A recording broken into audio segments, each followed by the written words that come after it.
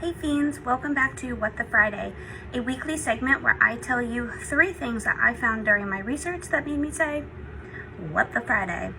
This week I give Holly a break because I have a fascinating story on a serial arsonist, Thomas Sweat, and I can't wait to share a story with you on the next podcast. Let's get into it. 1. Roy Picott woke up in the early morning hours of January 11, 1985, to find fire swarming all around him. Picott and his 2 daughters escaped but were severely burned. His 2 sons, who were asleep in the basement, escaped unharmed. Picott's wife, Bessie Mae Duncan, did not make it out and died in the fire.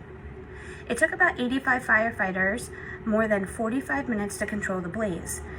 The fire investigators ruled that the blaze was accidental and caused by improperly discarded smoky materials in the second floor bedroom, basically a carelessly dropped cigarette.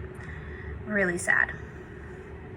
When investigators told Picott their analysis of the scene, he was shocked and confused because no one in the house smoked.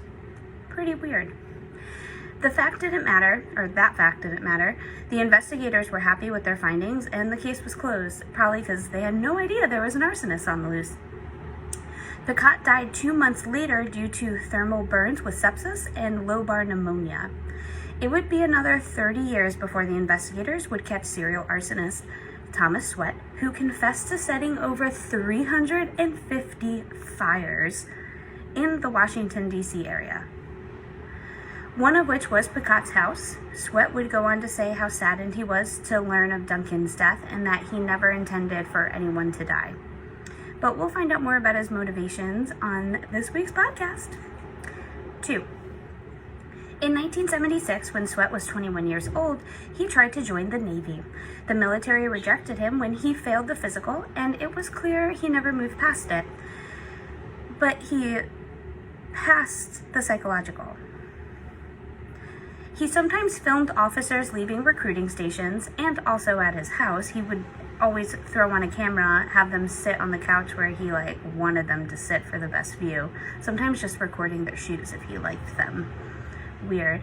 And then he would later watch these videos on his own time to do God knows what. Actually, he does explain what he does, but not here. Sweat also broke into unlocked military vehicles to steal items of clothing as well as papers and ID cards. He took enough to eventually create a personal Marine uniform, which he wore around the house. I mean, I do enjoy a good dress-up. Sweat's military fixation would later lead to his undoing. Dun dun dun! 3.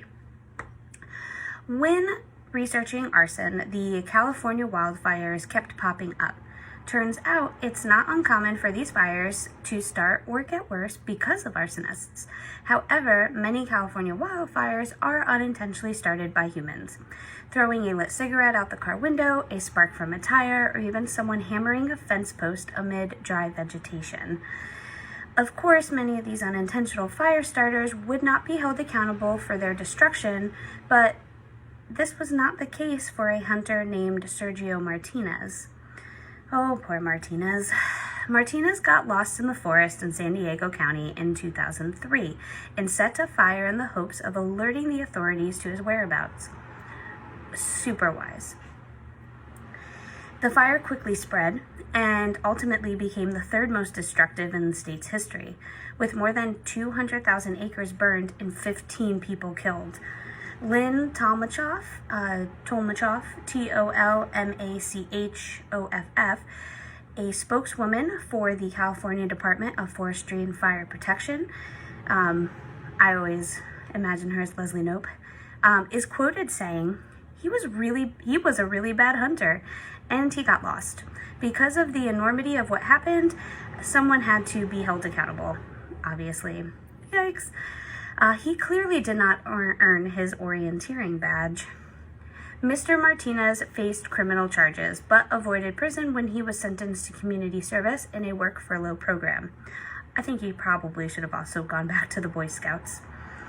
And those are my 3 things I found in my research that made me say, what the Friday? See y'all next week. Bye.